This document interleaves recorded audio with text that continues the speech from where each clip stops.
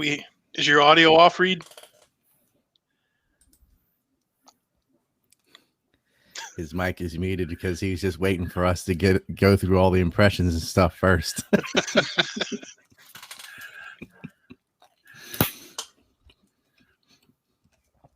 I started with Ric Flair, and I think Mike was doing Alex Jones.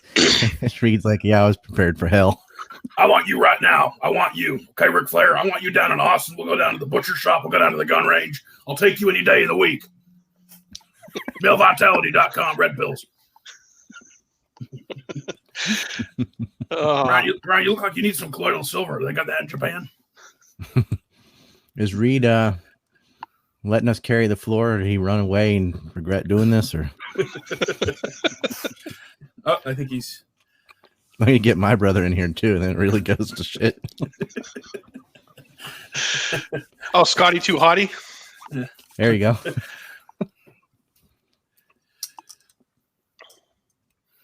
Okay, well, I know Reed was having some.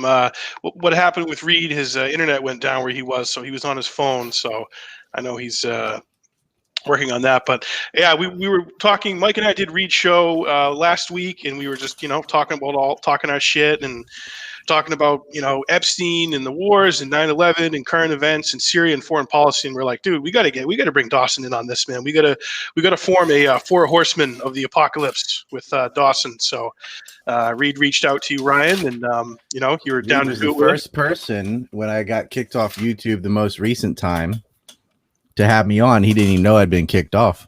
He knew I was kicked off Twitter. I was like, right. Oh yeah, I got kicked off YouTube too. And the other day I got kicked off Facebook again. Yeah, so you're right. We had our chat in Facebook, and then he's like, "Oh, Dawson's too based. He's already gone from this chat." I joked about it on Skype. I was like, "Yeah, we can do that, but I'm usually banned." And hours afterward, I got banned. So now this is number 5 now, Ryan, from YouTube, right? Hey, Booker T. I'm the five-time champion. So when that happens, you don't even get a notification. You just get frozen out and it's all shut down and you lose everything. See, it's different. They used to give you strikes and you'd have a chance to appeal. They didn't do any of that. They just, you're ovened, no strikes, no appeal, no explanation, no one you can talk to. 15 years of work just gone. I apologize for eating. I was going to eat. And then I had an hour-long conversation with Kirby Summers of a trafficking victim. And I just I basically talked all the way up until I had this show. I was like, I gotta go. I have a show. So I hadn't eaten. It's nice for my wife to throw something together. What do you got there? Nice breakfast sandwich or something?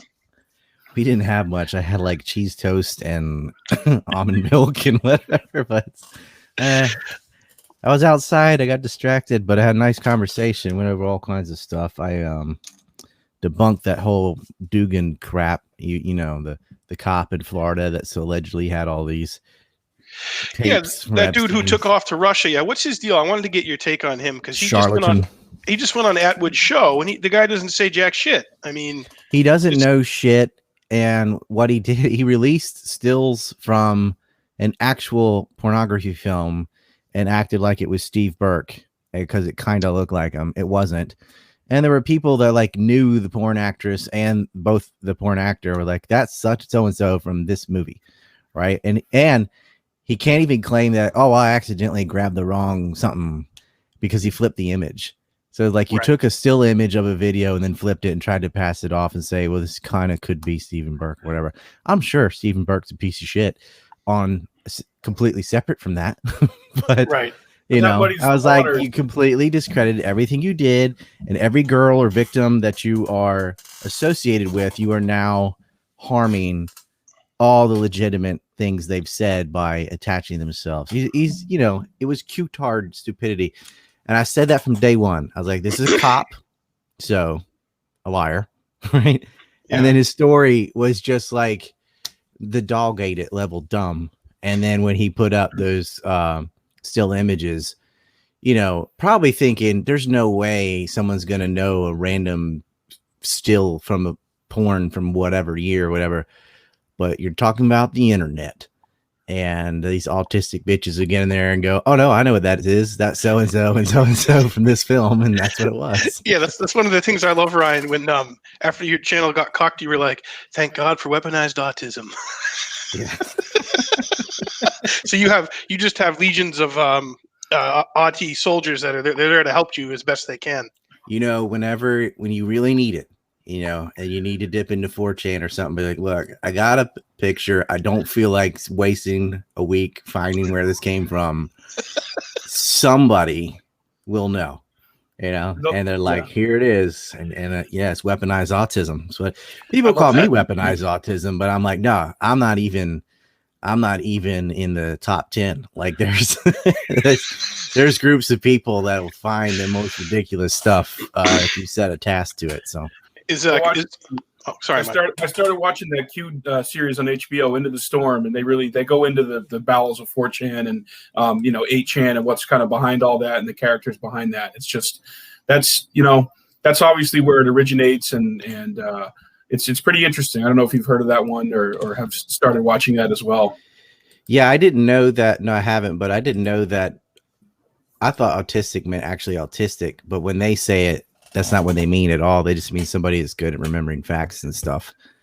Right. It's like internet slang. Yeah, they're not actually autistic. Right. I'm like, why is everyone asking me that? I'm like, I'm not autistic. You know, Reed, we got your back, I brother. love this autistic guy, and I'm like, what are you talking about? Hey, can you guys actually hear me now? Yes. Yeah. All right. Well, hey, Ryan, thanks for coming back. Thanks, Mike and Jack, for coming back. Sorry about my technical difficulties. Just likely to happen when you try to organize something like this. For me, that's how it always works out. It happens to everybody. Ryan, last time I had you on, your YouTube video had just got zucked. So how's it been since then? Have you just been struggling to get your message out, or? I'm definitely not reaching as many people as I used to, but it wasn't like a kill shot or anything. I still had my personal website. I had recently just built up a Parler. Of course, they yanked that too, and it just returned. We built something called, when I say we, I mean my nerds. I had nothing to do with it other than raising money for it, but something called PeerTube, where I put last 3 years worth of videos up on there because I had them saved on Bitchute. And some of the older ones are on alt censored or somewhere out there in the ether. So I'm in the process of gathering my own work and republishing it again. But we are doing live streams, and I am not going to use Trovo or DLive or any of these middlemen anymore. I'm like, the same thing's going to happen and already has to other people. So I'm using PeerTube. It's blockchain, decentralized. That's the way to go. Audience is way down, but that's how it is every time I've been deleted anyway. So if I'm going to start over, why do it again on YouTube? You know they're going to erase it again. So I'm doing it on PeerTube and, going on shows. I was on Sean Atwood's show a couple times in the last 2 weeks. I'm doing this show today. I'm going to be at Libertarian Institute on Wednesday, and it'll build up again. Yeah, going on with Mancerator. It's gonna be good, Peter. What you got to do, Ryan, is you got to build back better. All right, get some of that Pantene Pro V and Irish Spring Sport, put it in your hair, smell it, and smell back better. Yeah, fall down some steps, maybe. Yeah. I'm gonna have Kamala's gonna do a great job empowering women with Bill Clinton. You're gonna get together. Listen. No, I'm serious. I'm serious. If I were there right now, I'd take you back and beat you in the shed, Scranton. Come on, man. Is it Corn Pop's Revenge, Ryan? I think, yeah, I made that film. That's a good film, I have it. Yeah. One of my maps. I had the Biden crime syndicate on something. Oh, here's a piece of it. Yeah, I started building this out. Oh, beautiful. The Dawson maps are life, dude. And the thing about Biden, even if you could just start, it's like porn for nerds. Yeah, for people who give a shit and who are red pilled and not cucked. It's like only half a map. What's it behind them? Is that a pizza related map? What is that? But this one is this one is the Kasich, and this other one is John McCain. Weaver. John Kasich, and John Weaver was an aide for John Kasich and John McCain. Right. And I thought, well, isn't that funny? Because John McCain's not only related to the Lincoln Project, but also the Lincoln SNL scandal in the 80s where Kemper Marler murdered Dan Bowles and blah, blah, blah. So I made a map for it. Because maps are fun. And y'all got to see my map tomorrow. I'm not done with it. I'm going to be working on it all night. I don't know if I should do the big reveal. There's an extra punch at the end. And it's all about Epstein's enablers, like the Wexners, the Bronfmans, the Steinhardts, the backbone of the mega group that is really the puppeteers in this whole thing. He was a construct. So working on the maps. I think visually it helps people because if you are not researching this stuff for years on end, you just someone just rattling off names. Like if I had Doug Valentine on here and we just started talking about the mafia, and we're like, oh, you know, no, you don't know. You know what I mean? People know like Capone, Hoffa, De Niro, Lansky, Pacino. Maybe, yeah, and the Godfather or whatever, like fictional stuff. They don't know all these people. And the same thing with Epstein. They know maybe Clinton, Prince Andrew, Epstein, and Maxwell or something like that. You know, they don't know all the characters. So that's why I did a visual map for everybody and said, well, here are the assholes. Here's what they own. This is what they did. Here's all their charitable foundations and stuff. Do you see this artwork, by the way? Yeah. I didn't do it. It's Maria Farmer's painting of looks like Dershowitz there as a cockroach. Oh. You can't see the penis. It's too small because it's true to scale. You show that on Atwood's show. Atwood was just simply delighted. He was like, "Oh, we can sculpt a peanut representation." Alan Dershowitz. He asked me what it was, but I'm like, I know he knew what it was. But he wanted me to do it. Like I'm like, I'll say it. Looks like one of the cockroaches in my jail cell when I was on ecstasy. Fantastic. So it makes the cockroach in my jail cell look bad. Hey, you gotta do what you gotta do in prison, man. Yeah, exactly. But I'm like, is there any difference? Didn't you eat British food before that? Hey, is that Tulsi Gabbard over your shoulder there, Mike? Yeah. Hold on. Right there. I'm sorry. That's Tulsi. Oh yeah, we were all Tulsi supporters here. Yeah. Yep. And I got JFK getting my back, Ryan. I've got JFK over here too, with his head still on. It's nice. Yep, the head's intact down there in Hyannis, looking for some girls fishing. Oh God, yeah, that's how we met Reed. We were all part of Tulsi's campaign here in New Hampshire in 2020, and that's how we crossed paths. And we recognized each other's power levels pretty quickly, and we knew that we were all based. So we knew we were. Yeah, actually, one of the only anti-war people in the race. Yeah. Legitimately anti-war. Yeah. Exactly. Not just rhetoric. Mm. Yeah, Ryan, I actually soldier too. After I heard Ron Paul liked her, and then Carrie Wedler sort of liked her, and then you liked her, and I was like, okay, I guess I could like her and get away with it. Yeah. Well, she was a Democrat in name, but like Ron Paul's Republican in name.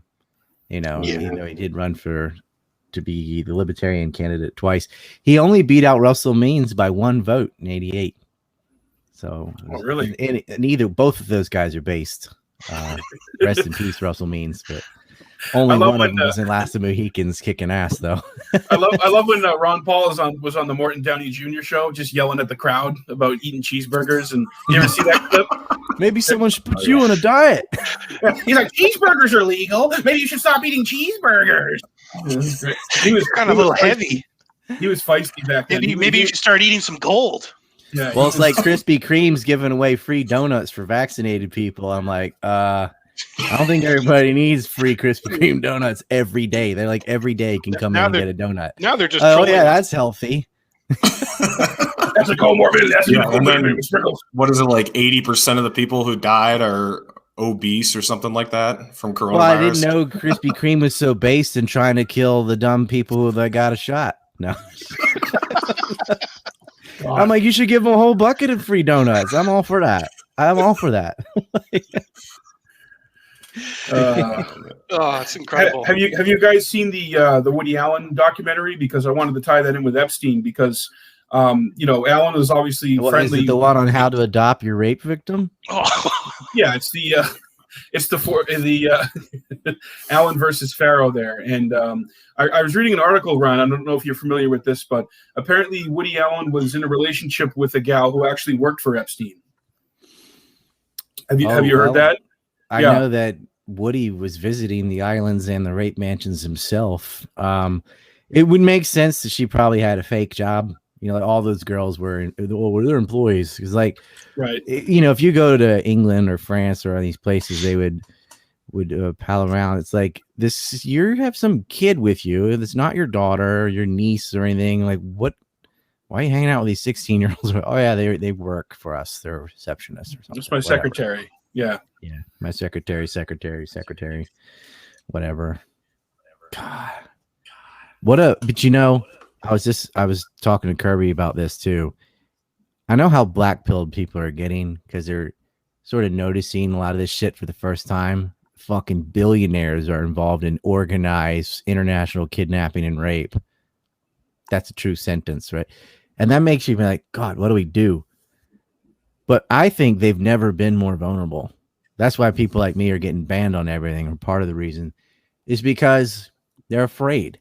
If you look at the last 2 years or even a year and a half, which is like, just say July of 2019, Epstein went to jail and was murdered or suicided. Maxwell's in jail. Jean-Luc Brunel's in jail. Harvey Weinstein's in jail. Nygaard's in jail. I was doing them in order, but all right. Nygaard's in jail. Yeah. Peter Nygaard, I got some info on him for later too. And then of course Keith Raniere and Sarah and Claire Bronfman all in prison. Wow. Those are daughters of a billionaire, pleaded guilty for the Bronfman family, which is also a backbone for Epstein because Edgar Bronfman did that stunt with Joseph B. Tomei and Joe's Mineral Corp for that corporate takeover with Bear Stearns when Epstein was working there. A lot of these people went to prison. And then you had Prince Andrew was at least relieved of any responsibilities, which that should happen forever ago. Leon Block had to step down from a position. Wexner's trying to sell off his assets. So, minor victories there, but a lot of people in prison and a lot of people noticing. And there needs to be a boycott on all Nygaard products and all LL brand products. That's something the public can do, at least. If you want to just don't shop at Victoria's Secret, Bed Bath & Beyond, any of that crap ever. So I feel like for the first time they're on the defense and they're having to cover up a lot. And it's like Bill Clinton, right? Bill Clinton's on these planes. Hillary Clinton took money from NXIVM victims because you got a limited amount for campaign finances. So they were bundling money like Apex style and then having other people donate it on their behalf and recycling the money around. She took that money. So her and Bill are wrapped up on this. And of course, the Bronfman family is the bridge between NXIVM and Epstein. And it's ad nauseum, all these rings and all these procurers and groomers. And there are a lot of names on the map that are yet to fall, but people thought it would end with Epstein. It didn't. They got Maxwell. They got Jean-Luc Brunel. They got him. And they're going to have trials this summer. So that should be a white pill. As dark as it looks, the more you know, even though it pisses you off, it was happening before. Most people just didn't know about it.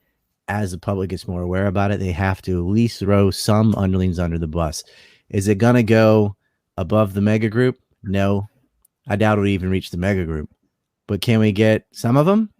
Sure. We already got some in prison, and that's more than we've ever got in the past, right? Dershowitz into trouble and being sued. He's, I think he's like 81, probably not worried about it. But, a lot of these people have already been grilled in the court of public opinion, and a lot of them still have trials yet. And then we've got Deutsche Bank on trial, and there's investigations into St. Thomas and the Antigua Bank, and, Stafford went to prison.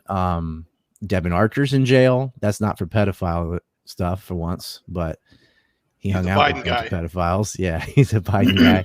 He was the brain. It was Chris Hines was the money and a connection with Kerry, and then you had Hunter, who's a fuck up. But he's a good man. I can't wait for his book to come out. I can't wait for his book to come out. I'm so proud of him. Do you know Hunter lives in Marina del Rey, like not just hundreds of feet away from where Peter Nygaard used to do all his meetings at the City Club? No kidding. These people are so stupid. Then his ex-wife took the gun and threw it in the trash can behind that grocery store, and they had to get the Secret Service involved. And it seems like episode of Trailer Park Boys. It's like Trailer Park Boys for rich people. Yeah, it's comical. It's I mean, it's sad, you know, and it's pathetic, but it's also getting foot jobs from high school girls, and it's comical. Like, there's $100,000. So yeah, Maxwell's trial is in July, Ryan, or it's slated to start in July. It's supposed to be July 12th, but you know these things move around sometimes. But yeah. Oh, she just lost her appeal, or her third attempt at bail, which she'll appeal, and she'll lose that too. You know, probably they tried to assassinate a judge earlier last year. Actually, it was last year. Where the supposed anti-feminist went after the judge in the Deutsche Bank case, Salsa, and killed her husband, or killed her son and injured her husband. Oh yeah. You know, and to me, I feel like you gotta nail these banks, because as bad as the kitty fucking is and the rape rings, if you don't strike the root, these powerful hedge funds and banks that enable the whole process, then the Johns are so replaceable. You know, it's like chasing alcoholics around instead of going after the bar that's giving out free alcohol. Like you gotta hit them in the financial zone, and that's where they are. Like Harvey Weinstein being in prison, great, but like Hollywood itself needs an audit. You know, all these casting couch victims and stuff, and all these stories we've heard, especially from child stars. I mean, it's like all of them. It seems like there was an attempt at it or it happened. They need to be listened to, and the hammer has to come down. And there are other people involved with the Clintons from the blue states, the blue cities in California that were drugging young black men, and several of them died that they were raping. And, you know, it's like, how long does this have to go on before we can get these Clintons in prison? Because every time there's a story, Epstein or Nexium or whatever it is, you see a Clinton and you see a royal. I call Prince Andrew the Kevin Bacon of pedophile rings. Oh. It's actually written 6 degrees. I got a calendar somewhere. Hold on a second. You know, 6 Degrees of Kevin Bacon is an American thing. It's an actor that's a little game people would play, like, well, so Kevin Bacon's in this movie with so-and-so, who's in this movie with so-and-so, like that. And apparently no one is more than 6 degrees away from Kevin Bacon. Well, you can't find a pedophile ring that ain't 1 degree away from Prince Andrew. Ryan, you got all the documents. You have all the literally, Ryan, you have every document, Ryan, right behind you, ready to go. There it is. All the documents. Prince Andrew is the Kevin Bacon pedophile ring. You got it on a fucking calendar.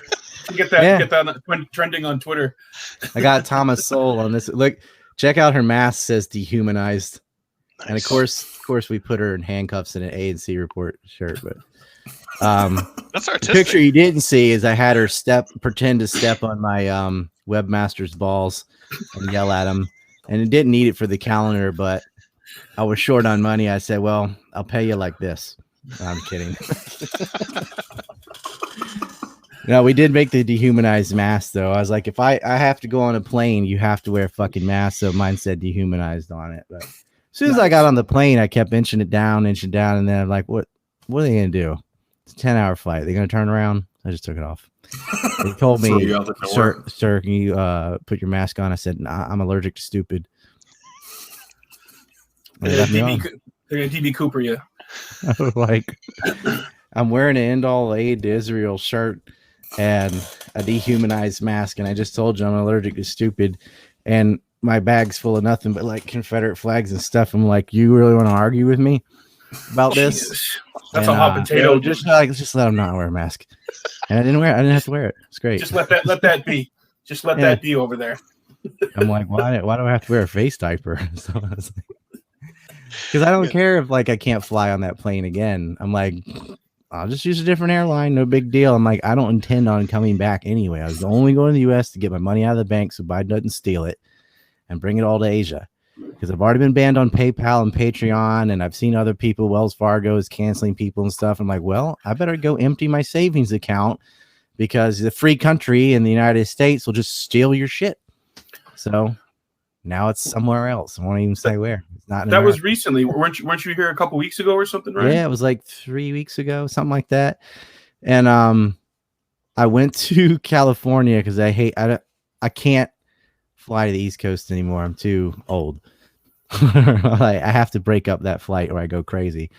So I stopped in LA and I had some people to visit there and stuff. And then I went to the free state of Florida, where my bank was and dealt with that. And then I stopped in LA again. I spent most of the time in Huntington Beach and stuff because LA is like totally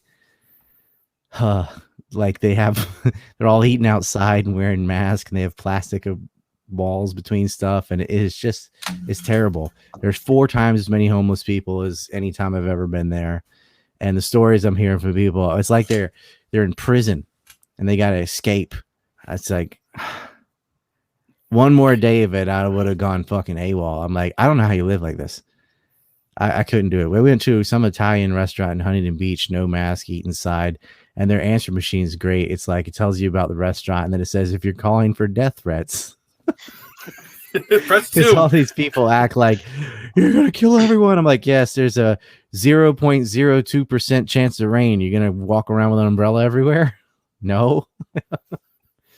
Yeah, these mask holes. It's like you can't do math. You're afraid of your own shadow, and it's just a litmus test of authoritarianism. It's like you don't tell me where I can eat and when I can eat and how much I can breathe, and I have to put something on my face. Fuck off. So yeah, and now they're talking about the COVID passports to travel. Yeah, I mean, because the vaccine doesn't stop COVID, but a passport will. Yeah, exactly. And, citizens can't move in and out of their own borders, but illegal immigrants can. Yeah, right? Did you see Ted Cruz down at the border? I am down here near the Rio Grande right now in the bushes, and there are literally coyotes muling people here at $4,000 and $5,000 a piece. It's all over Twitter right now. I mean, I'm here for it, dude. It's fucking incredible. Like in Britain, that like they don't close the borders. They have migrants coming in on boats and stuff from who knows where, no mask or nothing. But a British citizen can't leave and come back. Can't leave unless it's for medical reasons or something. I'll be like, okay, for my sanity, I have to leave. There's a medical reason, but migrants can come pouring in. We just had a standoff. A guy I know is a Palestinian American. His name is Omar Shaf. Probably wasn't in the news. His house was surrounded the other day for red flag laws. He wanted his girlfriend to come to him. This guy's getting ready to get a bullet in the head from the police. And I got on a Zoom call with him and tried to talk him down, but everyone else on the Zoom call was like, yeah, fuck these pigs. And I was like, no. This is not worth your life. Right. Anyway, he wanted his girlfriend to come, and she was in Canada, so they wouldn't let her through because of COVID. Couldn't get across the border. I'm like, if only she was in Mexico, then they'd pay for the whole thing. It's like, and it's got nothing to do with migrants or any of that stuff. It's just importing votes for Democrats. That's all they give a fuck about. They don't care about those people at all. They're in overcrowded hotels and kids in cages and stuff as it is. And it's like, I mean, those are called overflow facilities now. Yeah, right? Exactly. Overflow. I don't care about who lives where or whatever, but if you're going to have a welfare state, you can't have open borders. Like, pick one. You can't do both. Yeah. And that's what the only problem. Right. It's not about no one gives a fuck if people from Mexico live in the United States. They just don't want, or Guatemala or whatever. They don't want them living there if they're going to be living on the dole, and you got to pay for it. I mean, who would? I mean, otherwise nobody would give a shit. The problem is that is reality, and you're not allowed to say it or you're racist. I don't even want people from California going to Texas. You keep your dumb ideas where you came from. Don't come down here because you ruined where you live. and then ruin where someone else lives. I was like, your own stupid policies are why you have scat apps in San Francisco to watch out from the poop on the ground. And homeless shelters under every overpass is nothing but tents. That's fucking and horrifying. drugs and syringes and stuff. And it's like, this is an American city, the richest place in the world. And you've got homeless cities inside a city, which has empty buildings and stuff. And it's like, and then you've got Section 8 where they're giving people free shit. So their neighbors are paying rent, but people of a particular color can live right next to them for free. And then the rent goes up because, like, oh, the government's going to pay. Well, now it's double what it was last month. And the people who were paying there end up having to move. And then all these freebies get in there, and which they love because the government foots the bill. And it causes resentment between, those who pay and those who don't. And it makes everything worse. And they don't see, there's like zero foresight. It's like, well, we'll import these people in. They're completely dependent on us for their everything they have, so they'll always vote for us. As they realized they could vote themselves money, and they took it.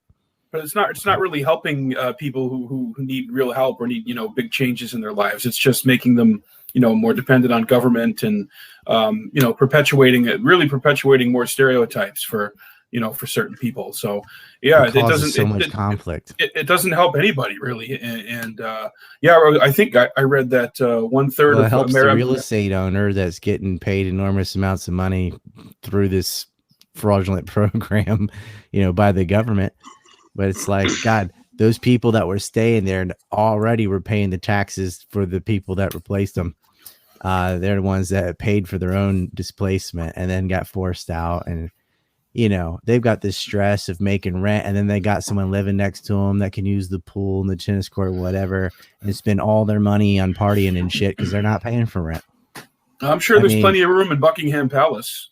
We should. Yeah, well, I'm sure the Queen can. They make stole their wealth cookies. anyways. Yeah. No, it's great, like you were saying earlier, Ryan, to see finally some billionaires there's some accountability for that class of people. And the sheen on the royal family has been tarnished, and finally in our lifetime we're seeing that. It's all the cousin fucking and colonization wasn't bad enough, but sex scandal.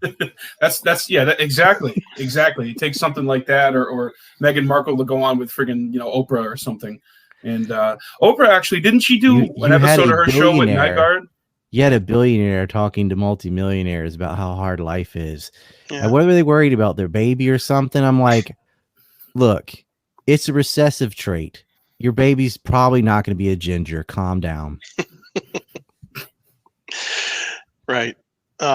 Yeah, right. They're up on this like nice patio, and they're just woe is me. Yeah, people, like you said earlier, Ryan, people are starting to really see through the shit. I'm like, that woman's shoes cost more than everything in my room. Yeah, it's true. No, it's true. It's true, and it's a complete detachment from reality. And it is. We are seeing a lot of these people getting knocked down. Sitting very still, or did his phone go out? He's having some internet issues, man. Yeah. Oh man, because that was like. Yeah. He did the mannequin challenge. He's just like, I'm not buying this at all. Oh, we dropped. Oh well. Well, we got nothing but twins on the stream now. Just gotta get your brother in here. Scotty too hotty. I can't. Oh well, my Facebook's banned, so I can't message him. Is he banned? Your brother? No, but I am, so I can't say anything. Oh, I see. Yeah. I could Skype him, but yeah. Get in here and ask him about Lincoln, and then just wait. So you said earlier, Ryan, above Mega Group. Who is above Mega Group for people who might not know that? Well, I mean, this isn't my channel, and that will get him removed. Yeah, we don't want to hurt Reed's channel. The SR. What should I do? Yeah, I don't want to do that. Yeah, I'll say it later. I've said it many times, but I don't know. That will definitely. That's like an automatic oven. Hey, Ryan, while I'm actually connected, I did want to ask you something. I've been talking to Dave Smith a lot lately, and we've been talking about how the woke shit that's really gone after you, especially, it's definitely like a corporate plot that the left has been taken advantage of with. And even just after I had you on the show the first time, a lot of people on Twitter were canceling me. And then I had Pete Quinones on, same deal. They were going after me. Have you seen that to be like a corporate plot as well? Yeah, well, I mean, it's hard to tell if it's corporate or just normal leftist cancel culture crap. It's like they are on a witch hunt and they got a boner to find a Nazi to bash so bad, and there just aren't really any around, you know, like that is, it's like looking for the sorcerer or something, you know, like nobody's a fucking Nazi. Like there's so few in number you can name them. And so, but they use that label on whatever they want because it's like a magic word. So is racism or sexism or, you know, pick any of those epithets. And so what I get tagged with is this Holocaust denial bullshit. And it started from this guy, Adam Holland, who wrote this hit piece on me because I was on RT. I don't work for RT. He said I did. I never have. He said I was friends with hate criminals. I don't know who that refers to. I don't have any criminal friends. And this goes on and on. It's this guilt by association crap. But it's like being accused of rape. Even if you're exonerated, you're done anyway. It's such a horrible thing to be accused of that you're just tainted and you wear that forever. And you know, I can't even explain that event on YouTube because you'll get banned. You know, even though I'm not going to say anything bad, you just can't have a nuanced view at all. Right. Mm-hmm. You can't say, and I can't even say what I can't say. That's how touchy that crap is. And the same thing about the virus or global warming or a lot of topics. Like if you are not full on, we're all going to die tomorrow with this kind of stuff and the Earth's gone in 10 years, then you're a denier of the whole thing. And there's a lot of shit in between Earth gone in 10 years and no global warming at all. Right. There's lots of in between, but that's not how it is online, you know. And I can't even make the example I want to make, but yeah, I know there's this guy, Gabe Hoffman. He's like a hedge fund manager. He's got like hundreds of millions of dollars, and he personally follows me around and writes corporations to get me canceled on them, like Streamlabs, Patreon. He was bragging about it on Twitter. Like he got me kicked off Google AdSense and said his Patreon's next, right? He got me kicked off PayPal. And they're like, now we're going to go after his Patreon. And they did, and they did, and they did. And then they got me kicked off Patreon. So I got a dedicated group of haters, some very wealthy ones, who I do find in photographs with Dershowitz and stuff. So you know why? Because I put all these billionaires' names on a map and tell everybody they're raping kids and financing house demolitions and all the shit they actually do. And I'm not being sued because everything I said is true. But what they can do is go around and smear me with whatever label. I don't even know what they say. I know the Holocaust thing is one of them. And you just go around and peg you to that. And anybody's show you've been on, they peg you with that. And I'm pretty much a free speech absolutist. So I have talked to all walks of life. I've talked to David Duke. I've talked to Gillett Osmond. I've talked David Cole, like all the black sheep. And I've also talked to, you know, a ratio of probably 900 to 1 of run-of-the-mill type guests or whatever on things. And you know, I've talked to communists. That didn't make me a communist. I've talked to anybody of the political spectrum, but it doesn't matter. It's like it ain't like I agree with these people either. Like a lot of times we're getting heated arguments, but it doesn't matter. Like, oh, you can't speak to so and so, or if you do, then you're everything that person is, which is retarded. You know. I try to get in debates with neocon. I've talked to IDF soldiers. I sure as shit don't agree with any of that. You know, I've talked to Christian Zionists. I sure as hell don't agree with any of that. I've talked to racists and won those arguments. And I've talked to Holocaust revisionists and I won those arguments too. Like Eric Hunt is no longer a revisionist because of me. Because I actually sat down and listened to all his arguments and gave him counter arguments instead of just saying Nazi and throwing a microphone at him. Like, if you want to defeat these ideas, you have to listen to those ideas and tell them why they're wrong. And through dialogue, that's the only way. Because, like, if you tell a communist you're a fucking communist, they're like, yeah, and because they are. And if someone's a neo-Nazi and you call them a neo-Nazi, they're like, so. That's not an argument. You have to have an actual argument. But if you even engage with any of these untouchable people, the left will use it as an excuse, because what they really don't like is your anti-war position, your anti-corruption position, and the way of getting around that is attack you on something else. So, and I've been on. I think I was on dates. I know I was on there once. It might have been twice. Can't remember, but I'm sure he got shit right after I was on a show. I was like, here they come. Yeah, well, that's staying consistent, man, and that's why we have all the respect for Ron Paul, because he's been saying the same exact thing for his whole career, and it's bulletproof. His ideas are bulletproof. What he's talking about is reality, the banking system, the Federal Reserve. He defended this. The creature from Jekyll Island.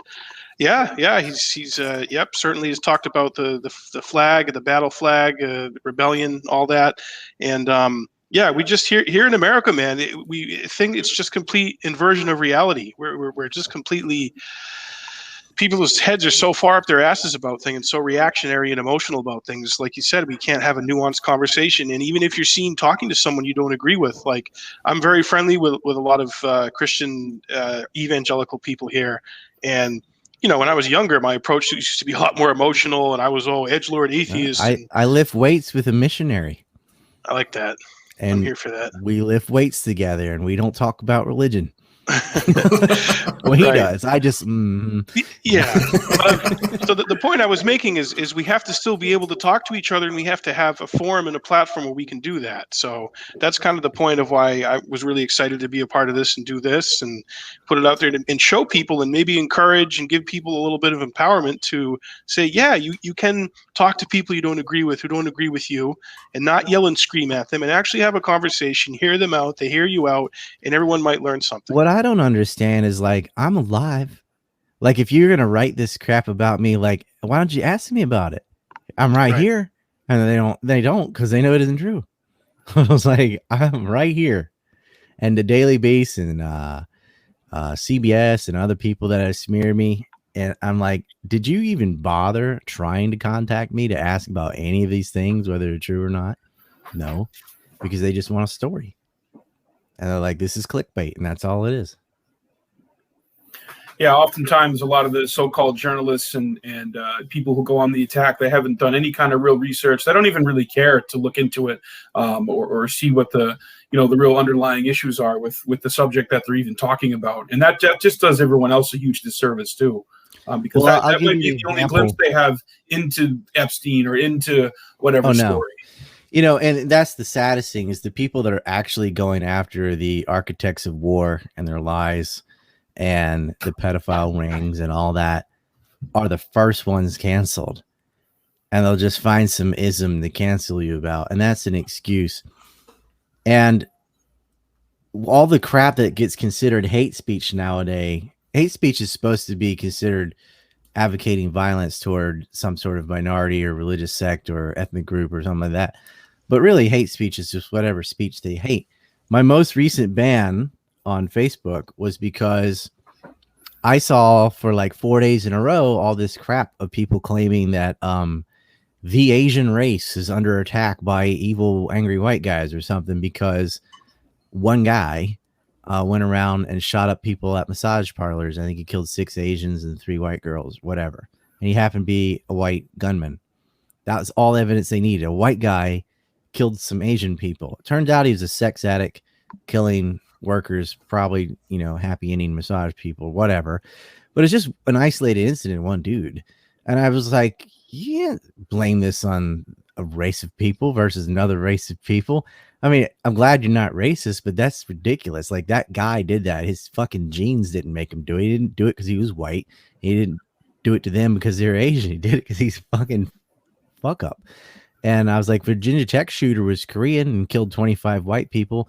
Nobody in the media blamed that on race, and shouldn't have, because it wasn't. He was a lunatic that just shot people out of his school. His school's mostly white, so that was most of the victims. That's all it was. But nowhere did the media blame it on his Koreanness or his Asianness. And nowhere did they bring up that the majority of the victims were white kids either, because it didn't matter. And it shouldn't have mattered this time either. But like, they are trying to divide people. And my family's Asian now, my kids are all Asian. I'm like, I don't want people being afraid to go outside because they think the white people are after them or whatever. It's ridiculous. And Yet that's what it was, because that's what they wanted it to be, because they want to have a witch to burn. So they see racism everywhere and blow it way out of proportion. Like, the guy was a murderer. That's what makes it, and he's in jail, as he ought to be, and he'll probably get the death penalty. But he wasn't killing people because of race. But everything for the left is race. So all I did was post a thing saying that comparison with the Virginia Tech shooter and this guy, and how the media treated this and how the media treated that. That was hate speech. And I was actually saying the exact opposite of hate speech. Like, don't be racist, because it is racist to say the whites are killing Asians or whatever. You are allowed to bash on white people on social media. You are allowed to. And I'm like, how is that not racist? Look at these kids. Whites are now 75% of suicides. 75%. Somebody's speaking. Little echo chamber. White kids. And I think Native Americans are second highest per capita. And the lockdown and all the bashing, like collectivism. I'm like, how can you see so clearly how wrong it is to say these things or act like this about blacks, Hispanics, or whatever, but then you do it to the exact same things you just criticize to another group of people, to men or to whites or straights or whatever. I'm like, what happened in your brain where, like, this is when it's wrong, but the exact same type of prejudice and collective thinking is okay when you blame it on these people? And it's like, and it's because it's allowed. And so I'm like, you're not risking shit. You bash it on people because it's allowed. You're being a racist dick, and under the guise of being anti-racist. So it's just disgusting, I think. Oh, here comes Reed. Yeah. Can you guys and everyone's getting banned for this type of shit. It's like, well, I don't want to defend anybody because, you'll get labeled a racist or something. And the judge that just got caught with kiddie porn, who was the president of a drag queen story hour or whatever. What's his name? Burke. What's his fucking name? Whatever. He gets out on $2,000, whereas Kyle Rittenhouse was like $200,000 or something, and he was just a child defending himself from a child rapist, because Joseph Rosenbaum, the first person he shot, had just gotten out of jail for raping a pair of twin 5-year-olds. Piece of shit, communist and Antifa, got killed because he was attacking somebody holding a gun. And if you even say Kyle Rittenhouse did nothing wrong on Twitter, you'll get banned. But and if you say that it was wrong for this pedophile judge, to be doing what he's doing, you'll get banned. Child abuse is like perfectly legal on Twitter and Facebook. Yeah, give hormones to babies, whatever. They don't give a fuck. And Twitter itself allows child porn. There are people, the victims, the kids that are in the porn, pleading to get it removed from Twitter, and they wouldn't do it. And their whole safety team or whatever went and looked at it and go, we find this doesn't violate our guidelines. It's like it's 13-year-old kids being blackmailed into sex acts. We know that from the kids and their parent, and they wouldn't remove it. But say something about Kyle Rittenhouse, you get removed. Write the wrong opinion on the election, and you'll get a warning or get removed. It's disgusting. And that's the world we live in. Like, it's okay to advocate, chemical lobotomies for 6-year-olds, giving hormones to children and stuff. That's okay. And you can preach that all you want. And but they want to normalize pedophilia and get rid of law. In California, homosexual rape of kids has almost no punishment now in certain counties. It's like, well, as long as they consented, it's not rape. Like, if they're 10, they can't consent. Or a child. Nope. You can steal up to, $900 worth of stuff, and they can't call the police. It's like, you're being run by criminals. You're being completely run by criminals. Yeah, I hear somebody eating. That's some outlaw stuff. Yeah. So you mentioned. Me off. I fucking hate liberals. Couldn't tell. So yeah. we were talking on Skype. This is kind of shifting gears a little. I wanted to ask you about the George Tenet leaked audio out of regarding Yemen, and was it Yemen, right? Anwar al-Awlaki. Right. Tenet was this was probably, what year would this been? The early 2000s. Yeah, it would have been right after the USS Cole bombing, because that's why he was in jail. Okay. All these guys, all these Al Qaeda people were in prison, and all of them got out. It wasn't. So it's like, besides, Yemen saying so, what evidence do we have that was Anwar al-Awlaki? Could have been al-Hazmi, could have been a lot of them, because they all got out. Wasn't John O'Neill investigating the coal when he was in the FBI? That was one of his. Yeah, they were cucking him. Danger. Weren't they cucking him on that? He was getting cucked by the higher ups. He was, and you all know the story. I think we went over that when we talked about 9/11 last time. But, they murdered Anwar al-Awlaki, and they murdered his son, they murdered his nephew, and they murdered his 8-year-old daughter. But this guy was not some, he's an American citizen. Everybody made a big deal out of that. Oh, Obama's drone striking American citizen, But he had been an asset for a long time. And let's put a question mark on who Tennant's talking about, because he just said, this is my guy, this is my person, this is my problem. So he's the DCI, the director of central intelligence for the CIA, and he's got a guy that he wants to be released from prison in Yemen. So it's a pretty narrow list of people who that could be, who's in Yemen that is an asset for the CIA. But let's say, even though the Houthi media and stuff is saying it's Anwar al-Awlaki, which I agree with, that's not enough evidence, let's say. Well, then you go through and you can find the FBI reports themselves saying, holy crap, isn't that your guy? Talking about Anwar al-Awlaki. And the fact that he bought plane tickets for Muhammad Atta. I mean, Jesus. Like, if he's not an asset, then he's just regular Al-Qaeda. You know what I mean? It's like, he bought tickets for the ringleader. And the thing is, as you know, they had that whole Hamburg cell bugged way before 9/11 happened, with the exception of Al-Jarrah, who didn't stay with the rest of them.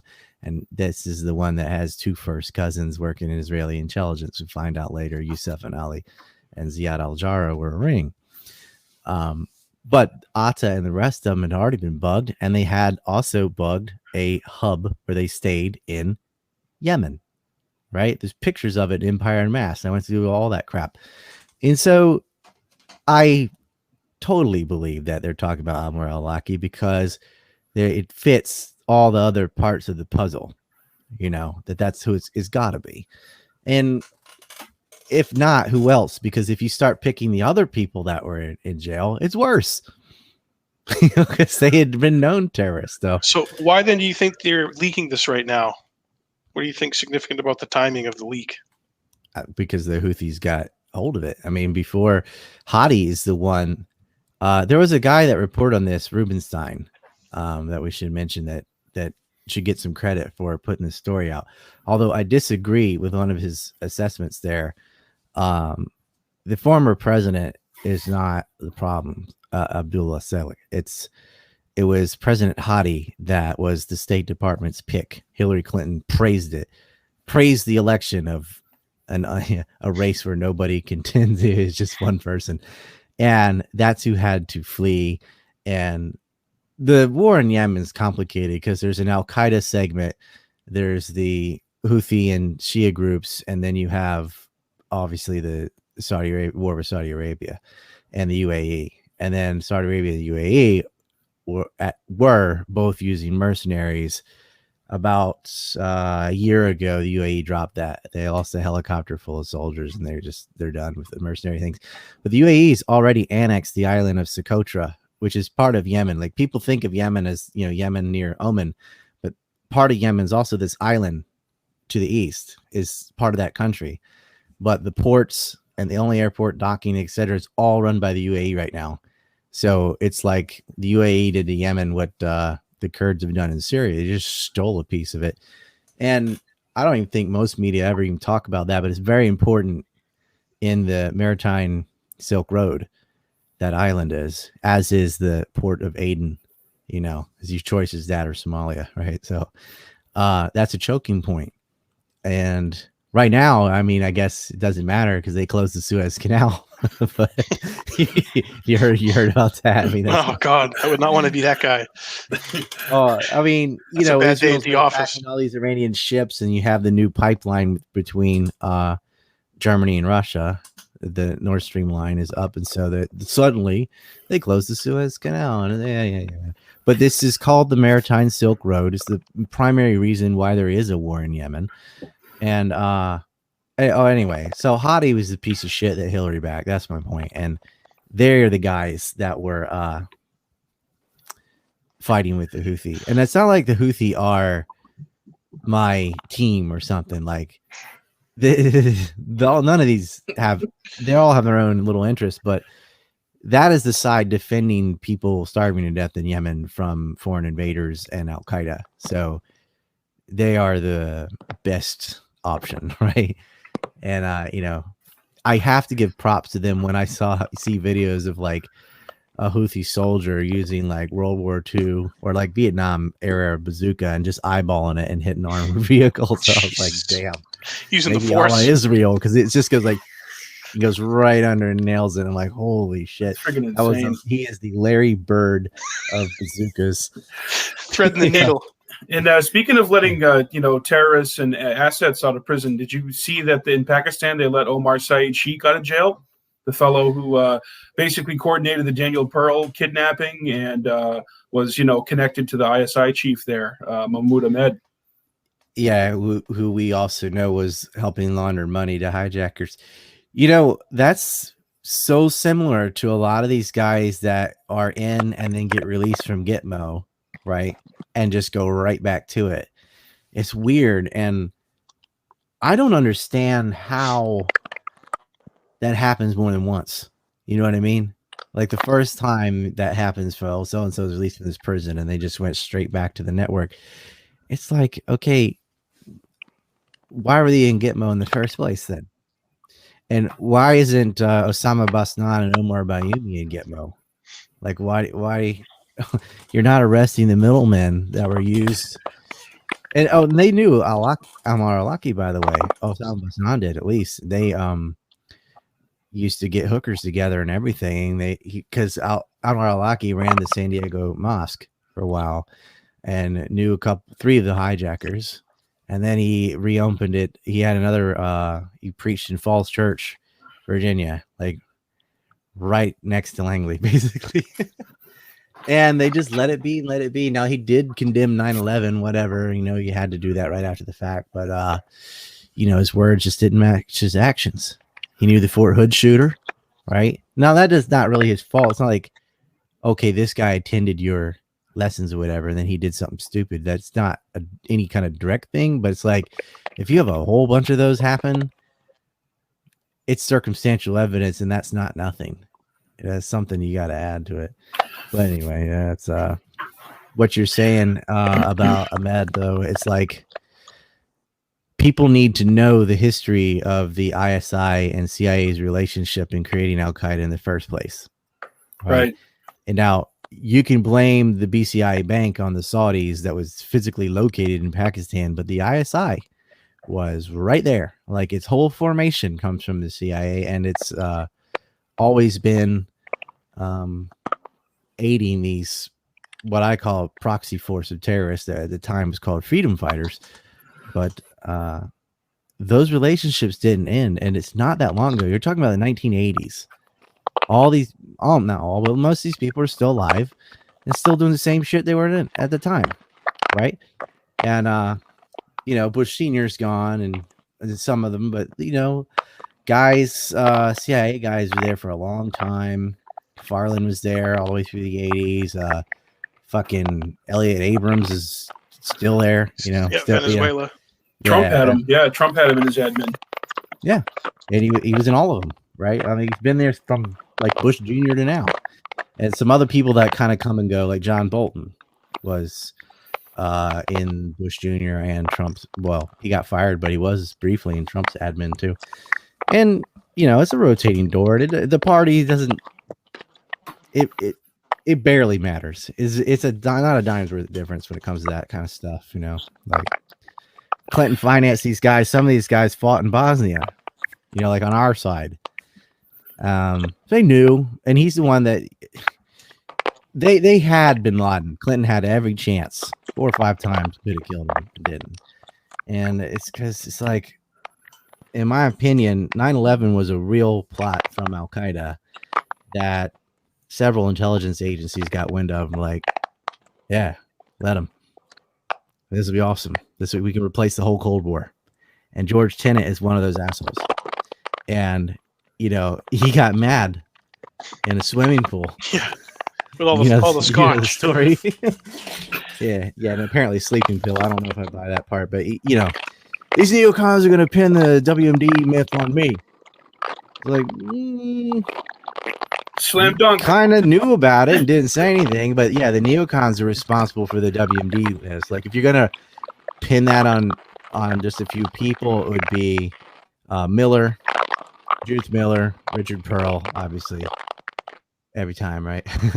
And then I guess Feith, because the OSP was out of his office, even though he was just a Muppet. And then the guys that wrote it down, like Gary Schmidt, James Woolsey, and Crystal and Kagan.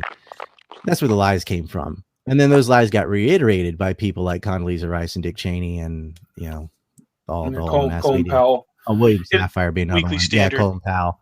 Colin Powell is just doing what he's told, And of course, they wouldn't have been able to make it happen without Joe Biden not allowing Lincoln Chafee to dissent in the Senate or any kind of real debate or discussion. And that's been glossed over since Biden's been running for president this time, vice president before. I mean, people don't even. It's barely even acknowledged. And John Kerry on Senate Armed Service Committee, and also State Department. They had every chance. And Hillary. Same thing. She's in the Senate and same place, and then in the State Department. Never president, though. He stopped her, didn't he? He blanked her. He did. No, he did. WWE fucking world champion Donald Trump. Do you think he'll come? Do you think he'll be back in 24, Ryan?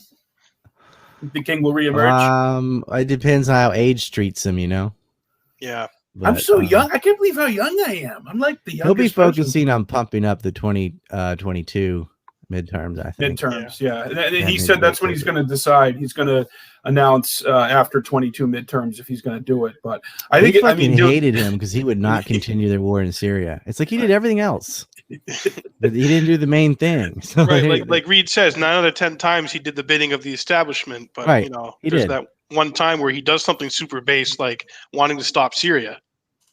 He was like, he'd run so much on bashing Jeb Bush and stuff for the Iraq quagmire, so he can't then go do the same dumb shit. He's like, let them handle it. Yeah. He's like, how do we benefit from this? What are we getting out of it, Ryan? We get nothing. At least take the oil. We should take the oil. Yeah. I always said that. Okay, look, I said that on Howard Stern. Okay, that was my foreign policy expertise.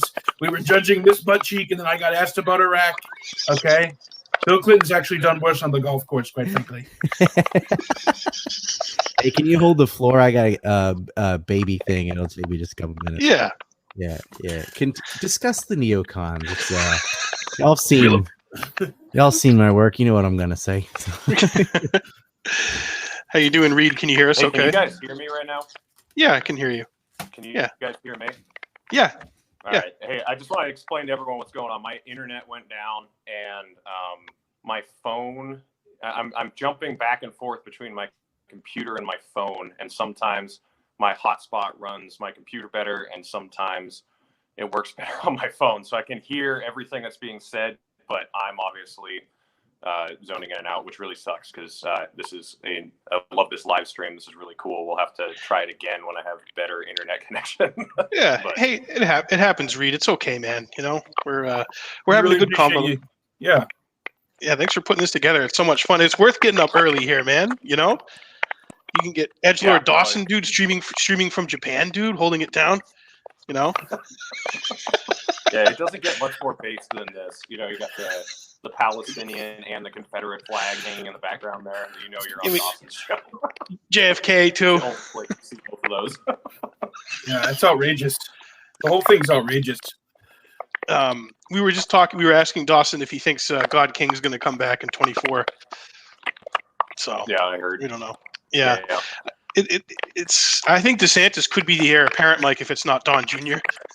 Yeah, Yeah, that was. I mean, yeah, absolutely, dude. The Magaverse, dude, like the extended Marvel universe. They love Don Jr. You know, they love DeSantis too. So it's either, if it's not the king, it's going to be someone the king anoints. It's going to be king approved. Okay, go ahead. He's okay. Do the Chucky, Eric. Yeah. Like Chucky. We live for him, Reed. We fucking live for him. Hey, how about the poll? What about the poll results? Reed put out a poll asking who was the most based on Twitter, and you had Scott Horton, Ryan. Wife the got fact him. that Dave Smith is leading that poll just shows that nobody knows who any of those people are other than Dave Smith. Because Dave is based, but it goes Ryan, Pete, Scott, Dave for sure. I mean, if you know these people, that's the level of base. It's not even close. So That's Ryan's based. It's Ryan's here. Pete is like just below him, and then it's Scott Horton and Dave down low. I mean, everyone tells the truth, but as far as like who's going to say the controversial I mean, the guy who's removed from like every single platform because he's too based, he kind of wins. So if you guys don't know Ryan, you got to start following him on the ANC. Well, I like Dave Smith and Scott Horton. Which keeper are you talking about? Pete Quinones. Oh, sure, for sure. You do it with humor too, I'm on his show on Wednesday, actually. One of my favorite skits you did recently was the one where you dressed up as the Antifa. You had like the hat, and you were like doing like a memorial tribute to one of the guys who died in Kenosha. And it was, it was like, dude, that's like edgy freaking satirical shit that like the best comedians aren't even doing now, and it's like. I thought that skit was funny too, and all anybody did was talk about how big my arms were or whatever. Dude, as someone who does comedy, it's because I was going like that, I don't know. I was trying to act like a guy who's acting like he's tough. But I think you just had a bowl of chili that day. You were just kind of puffing out a little bit. I can't remember her name. I was just like acting like this, like because I always slouch and sit on my feet and whatever. But I was like, I felt like a girl. I was like, oh, I make a video and they're just talking about my appearance. Right? He was objectified for his beauty, Not just a pretty face. Ryan Dawson's more than that, folks. I mean, I'm not gay, but he's a good-looking man. And every time he comes to Texas, we go to the gun range. We have steak together. We eat beans out of a can underneath these, these skies. And we talk about Santa Ana and the Alamo. Why don't you come on down to the gun range? I'll teach you how to shoot. Infowars.com. but no, Ryan, what I like too about what you do, man, is you really do wade into some dark waters, and but I don't think getting banned on stuff makes you more based, but like as far as I think Scott Horton has done so many great interviews on a broad range of topics, and like on Afghanistan he's got me, and on Waco he's got me. On Epstein, I don't even think he does Epstein, so I win that one. Yeah, you're OG Epstein. And I win 9/11 on everybody.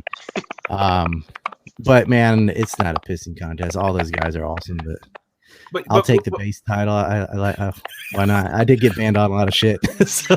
Well, you still have a sense of humor, Ryan. That's what my point is. It's important.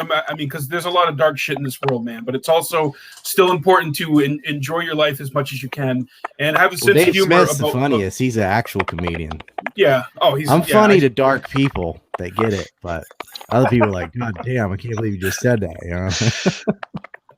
Hey, Ryan, I got a question for you. Since we were talking earlier how we were Tulsi supporters, and then Trump is better than Biden or whatever. It just shows like what a hopeless state we're in as libertarians. We've gone from Ron Paul to.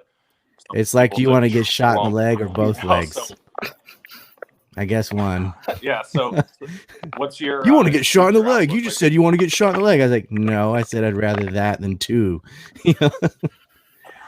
That's what it was like. So. Trump versus Biden. I'm like, well, bullet in the ass is better than the neck. I don't know. So I don't know if you're familiar with what Dave Smith is doing in the Libertarian Party. He's trying to, with the Mises Caucus, he's trying to bring the Ron Paul movement back to the Libertarian Party instead of the Republican Party. I know last time we talked, you're a believer in secession, that we're dead. And I mean, we kind of agree with that in the Libertarian Party too. But what do you think about what Dave's trying to do in the Libertarian Party? If you're, I'll tell you a couple things that hurt the Libertarian Party. because for a while, like during that whole Ron Paul wave, the two most recent times he ran for president, and they got out all this information about the Federal Reserve. He had all these news being like, do you know the Fed makes money? I'm like, yes. But it was great to hear that over and over. Something that didn't annoy me. Having a teenager talking to you about the Federal Reserve was exciting because that just didn't happen, 15 years ago or something. And Ron Paul and Bill Still and some others, but Ron Paul really like made that cool or whatever and well known. And then it sort of laid it out. And what happened was huge subversion. And I don't think it was on purpose or whatever, but you had people like Adam Kokesh and his cult that were like such purists. They're really anarchists more than libertarians.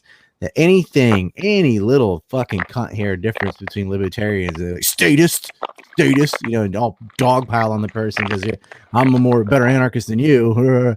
And David Rovick made a song about it. I'm a better anarchist than you. I dumpster dive deeper or whatever. He has a great fucking song about it. And a problem with libertarians is it's like herding cats. They all go different. You can herd animals. You can get cows and horses, but libertarians are like cats. You're like, fuck you, I'm going this way. And there ain't cats don't listen to you. And we got a huge problem with the kind of anarchists that took over the party. So just because it's really hard to sell normies right out the door on get rid of police and roads and what, you can't. So what I tried, I wrote a book, The Separation of Business and State. I say, look, the two main issues that you can approach progressives, Republicans, whatever about is corporate bailouts. Everyone's against them except for corporations. Everybody, left, right, center, are like, yeah, we should not have given Goldman Sachs millions and millions of dollars. Right? Everybody disagrees with it. So like, get rid of corporate bailouts and pointless wars. Right? That would get you the anti-war movement and like this sort of anti-Wall Street corruption, which is most of it. Right? And then you can start trying to explain the economics to, how everything the government gets involved in turns to shit, makes it more expensive and da-da-da-da. But like, you got to get your foot in the door, and people aren't starting with B or A. They're starting with Y and Z.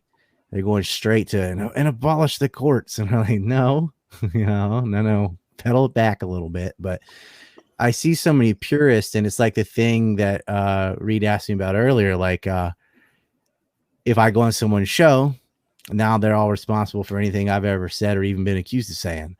And so they isolate themselves, and it's just like the same people talking to each other, Tom Woods and Lou Rockwell and da-da-da-da, and they're in a bubble and don't realize it, and they're not really engaging with these other groups. Now, I do.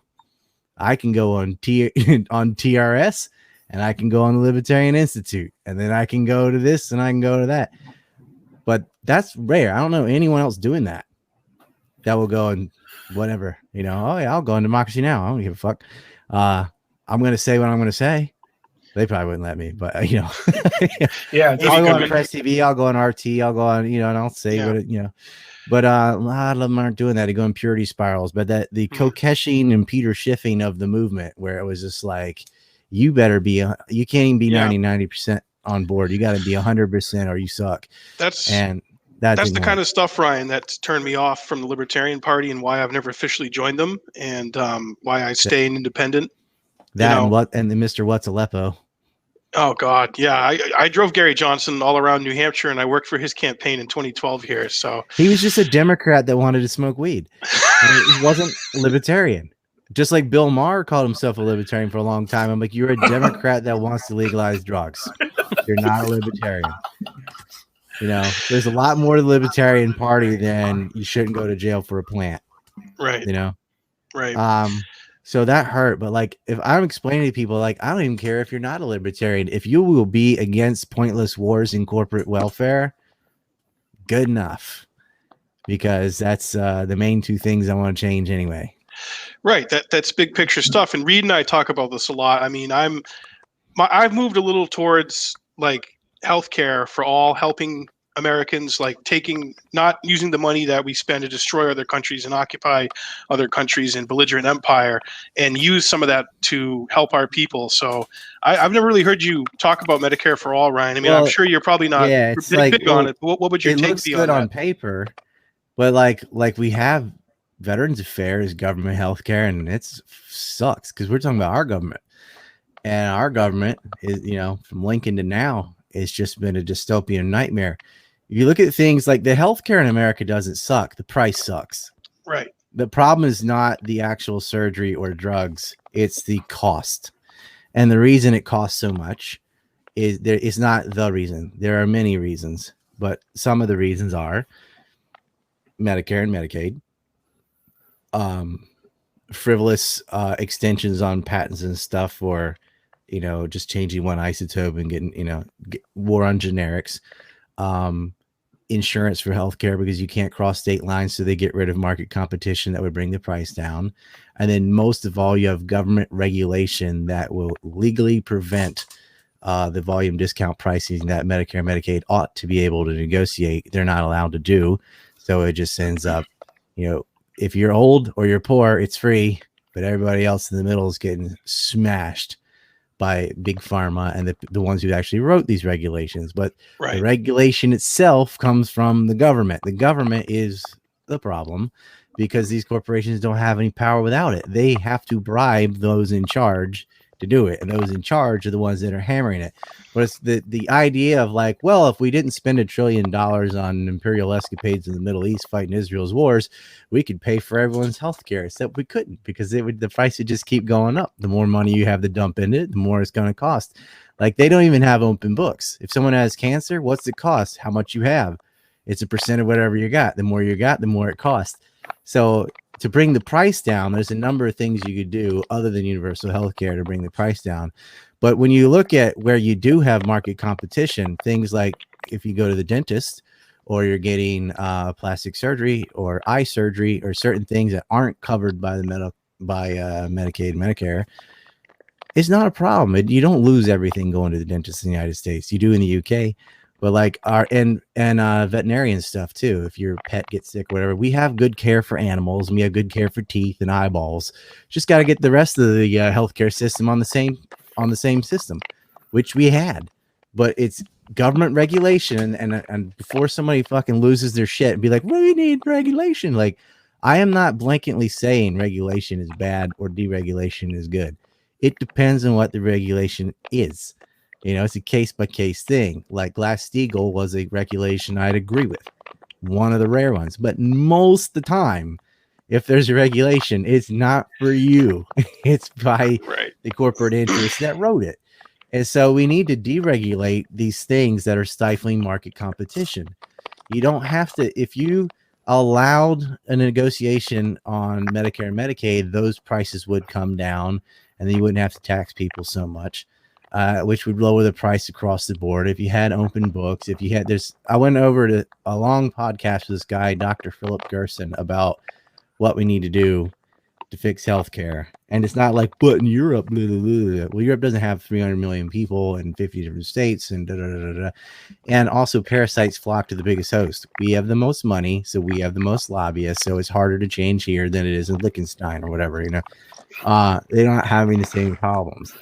And we also need preventative medicine. Like, all these people that are killing themselves with sugar and everything else, aren't helping. Like, you've got child obesity rates, you've got lots of drug use, there's an opioid crisis, and all that also raises the price because most of those people are doing it on the dole.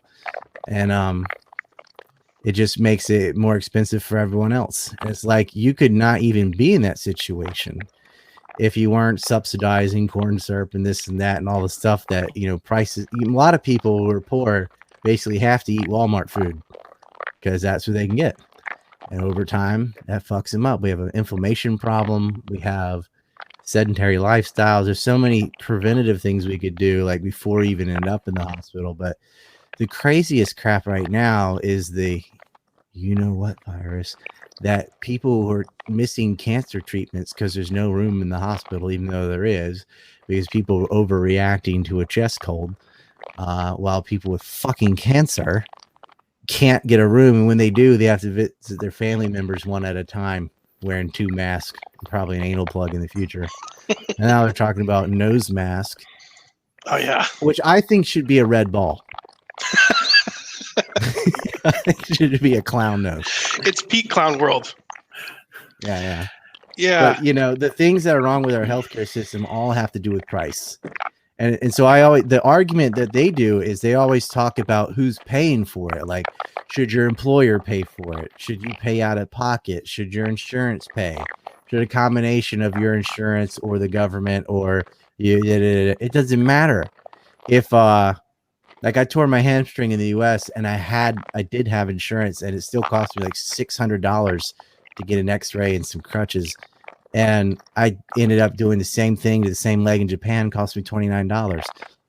Now, if the government had to pay $29, they could handle it. If I had to pay $29 out of pocket, I can handle it. If my employer had to pay $29, he can handle it.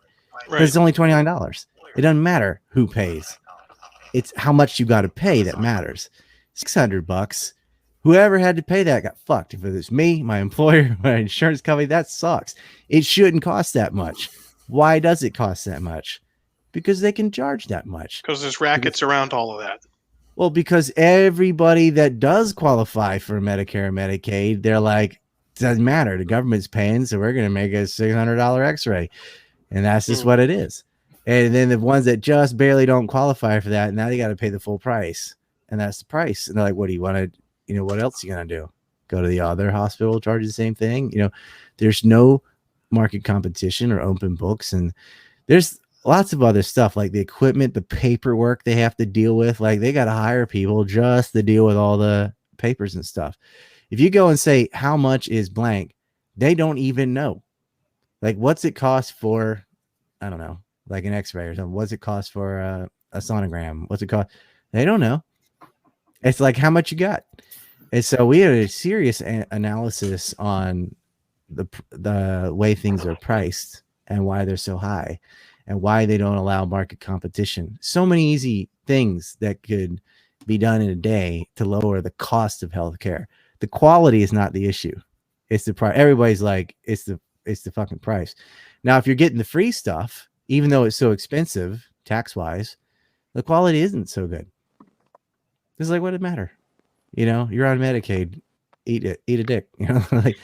And then I also think there's a lot of pointless stuff like circumcision. I'm like, that doesn't need to be a line item, like chopping off a piece of a baby's dick. Like, why does that even occur? Yeah. Like, what are you doing? Sir, would you like me to chop off a piece of your son's penis? No, I don't. But if you do, that's another thing that is just put on the tab, which is why it exists, right? It's another line item, which shows you, because I'll argue with anybody about circumcision. It's not, I live in a place, 125 million people, none of them have it, right? Because they're like, that's sick. And they're not having urinary tract infections or I mean, clean your dick. It's not a big deal. You clean it anyway, right? You got to clean it anyway. Clean under the hood. You can clean that extra skin, whatever. All the arguments again, aesthetics, whatever. Especially women are like, oh, like the way it looks. I'm like, oh, whoa. You got to tell like, what happened to the walls off my body and whatever. But it's there because it costs money, and that lets you know that they are in the business of making money, not health. They don't give a shit about a baby. You think they care about you? No. They're like, oh, you need this checked? And like, it's a doctor. Like, I guess I need that too. They'll talk you into it because that's another line item. And I don't give a fuck. Like all the people they put on ventilators, like 80% of them died, whatever. Like they'll sit there and do the math. I'm like, how much can we get for this hospital bed? Like, it's that sick. That's why a lot of people don't do organ donating. They're like, I don't know, if I'm hurt enough and my organs look good, they might let me die so they can sell my organs. And like, is that really a thing? Yes, it is. Talk to people at hospitals. Like, yes, they will. Prince Philip needs all the orders he can get. Yeah, he's got to make it to 100. Yeah, we got to get him. That's why all these queens live to be like 120. They're eating the babies, Ryan. They keep replacing parts. I got the baby parts, folks. I got the baby adrenochrome, Infowars.com. But yeah, anyway, the American healthcare problem it's a is for-profit a price enterprise problem and a preventative problem. That's the two things we need to change. So less government. Again, you need less. Get rid of these regulations and get rid of these restrictions on market competition between states, between insurance, between drugs, and so on, and the prices would come down. Market competition makes prices fall. Duh. Kick all those cockroach lobbyists out too. Ban them. Hey, he kept his underwear. I kept my underwear on. Yeah, I kept my underwear on. Yeah. God. It was on. It was around my ankles. Oh. No, it was on his face. You know the best part of this picture? You see the penis here? You can't because it's true to scale. Oh, sad that the victims got to be the ones to keep it out in the out in the discourse, because we have such a short friggin' TikTok attention span now in our culture and country that it's like, I was just saying that same thing. I was talking to Kirby Summers, and I was like, when's the last time a 3-letter network talked about Epstein in a meaningful way? Like, it's been in some newspapers or magazines like Vanity Fair, Miami Herald or something, but it's not like on Tucker Carlson or something. It's not on like the talking heads part of the news, and hasn't been since he got arrested or since he died. Perhaps it's the last time they talked about it. And I think the only reason that, because Nygaard and Nexium didn't get any media, and that was, they were shitting in girls' mouths and anal raping them and branding them like cows, and no news.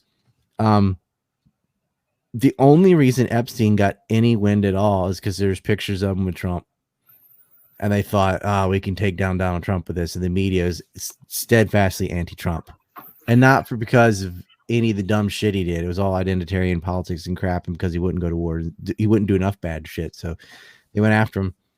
And when they found out, Trump hates Epstein and Maxwell, had a real estate dispute with him, they fucking can't stand each other. End of story. Even though Clinton and Andrew and the Dubins and all these other, prominent billionaires are all over this stuff, nothing. As soon as it wasn't Trump, they didn't give a shit. Right. I mean, there's a lot of photos of Trump, Epstein, and Maxwell together for sure, and with the families, but there's a lot with the Clintons too. So, do you think that Epstein actually had anything tangible on Trump or Clinton? Well, Epstein was trying to buy property adjacent to Mar-a-Lago, which used to be Wexner Properties, and it went to this other guy who then got in trouble and had to liquidate it. So they were going to buy it back, but Trump also wanted to buy it because then he could expand Mar-a-Lago into that. He snatched it from Epstein, didn't he? He did. And, they used to bring him lunch, and like, Trump's crying under the covers. He doesn't have any money, but his investment in Hyatt did well. And then he had The Apprentice, and he was able to get the money and expand his property, which they hated. And you got to understand that Mark Epstein and Charles Kushner were real estate rivals in New York.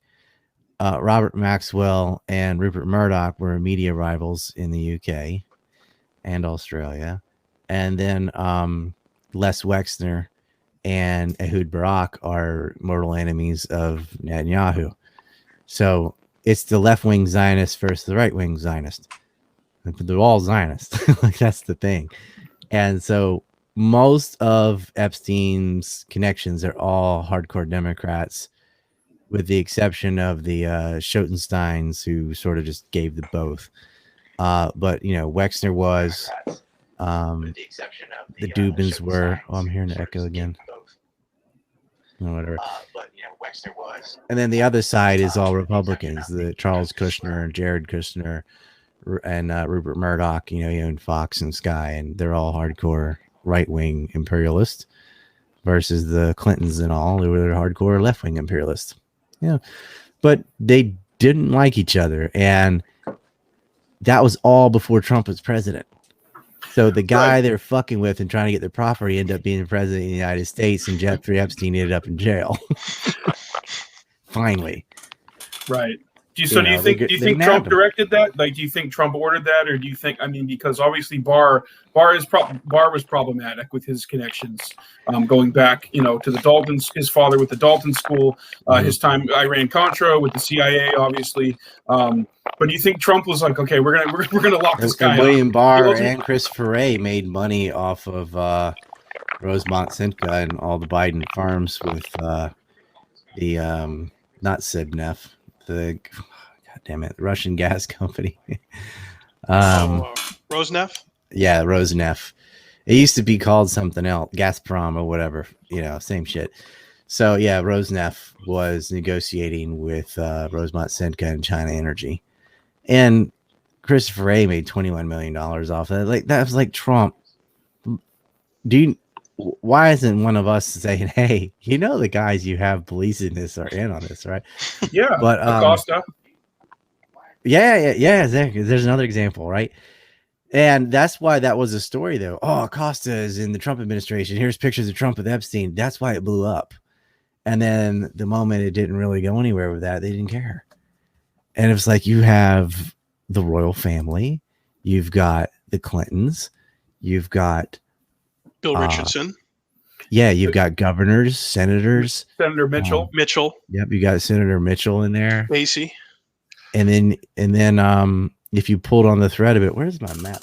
I should have had it. Do you have Big Jagger on your map? I don't remember. I don't think so. There's photos of him with Ghislaine. He was also in the Black Book. But, he's I didn't put everybody who had a photo in there because that's like, Elon. Yeah, lots of people have photos. I put the map is just like accused of or found guilty of already some kind of crime. Then you got on the map. Yeah. Otherwise, it would be never-ending map.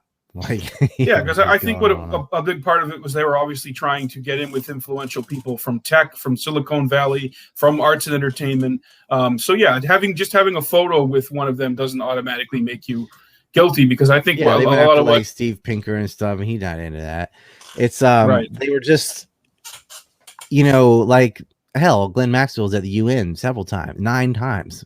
With her Ocean Terramar. Oh, Terramar, yeah. Oh, yeah. So, but the thing is, that charity, they're like, oh, they're laundering money through a charity. I was like, no, way worse than that. That gives her a pretext to get into the UN and rub elbows with all those people who she can then target for honey traps.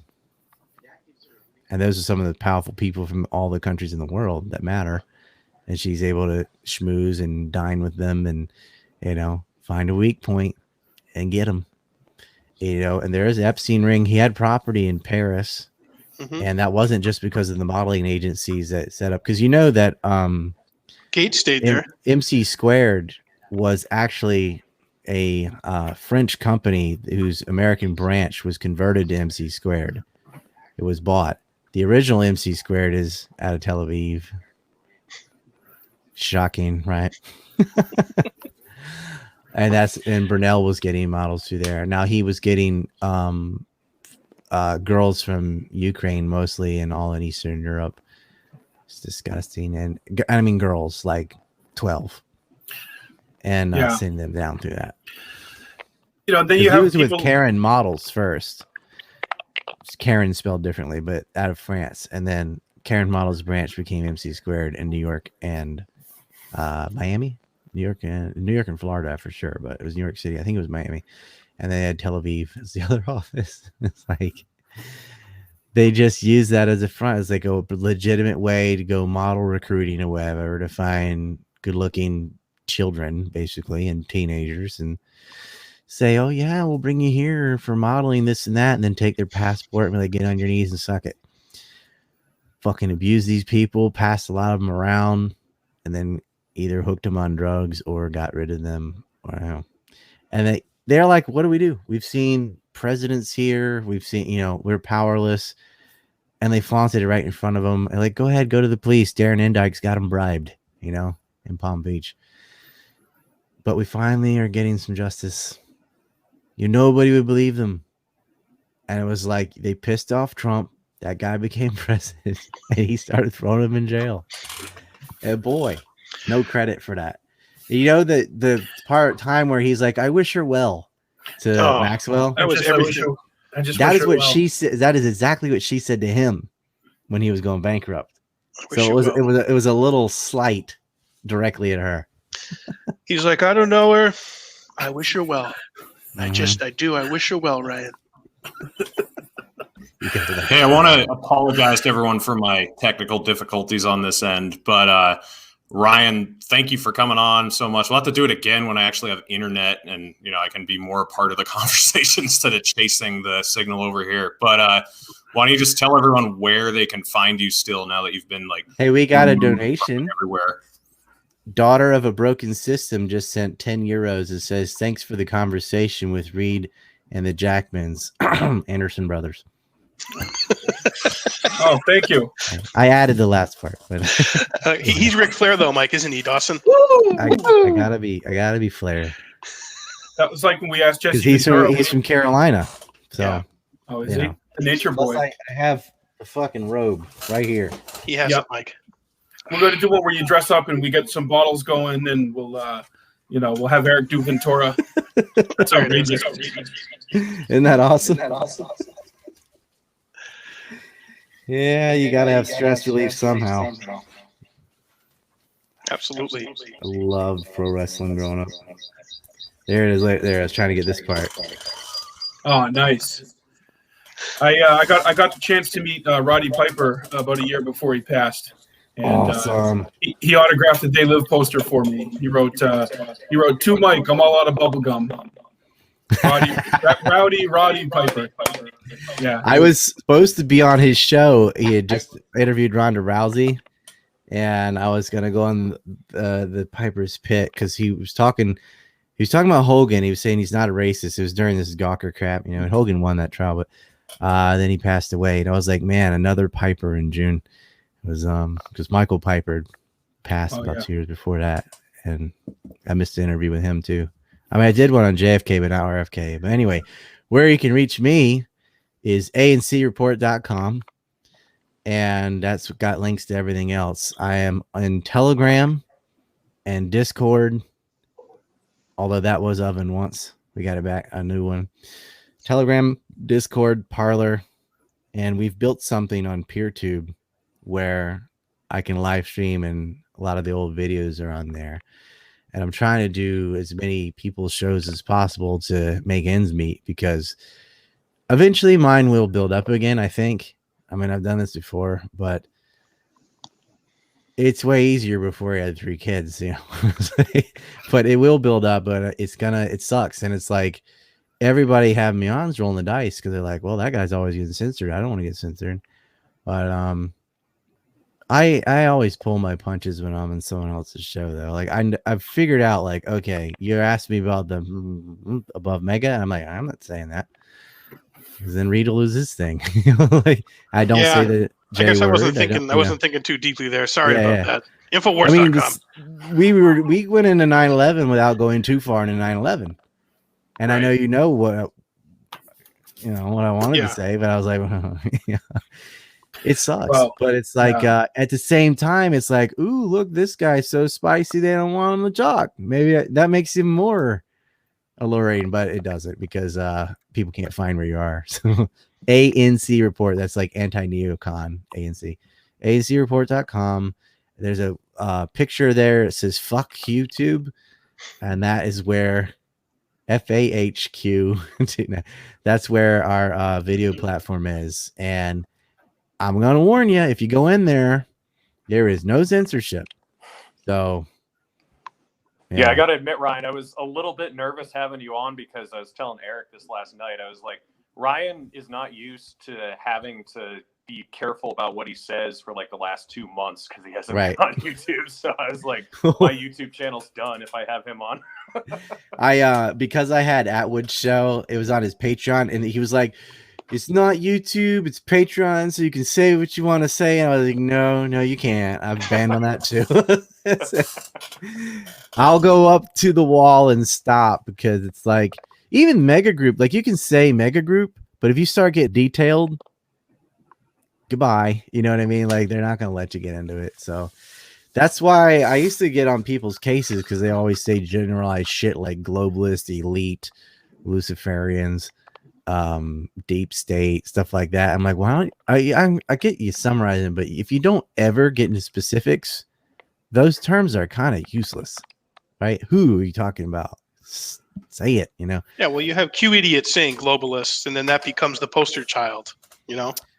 Well, it's Alex Jones, man. Like all the NWO and you know, Globalists, Chi-Coms, Chinese communists.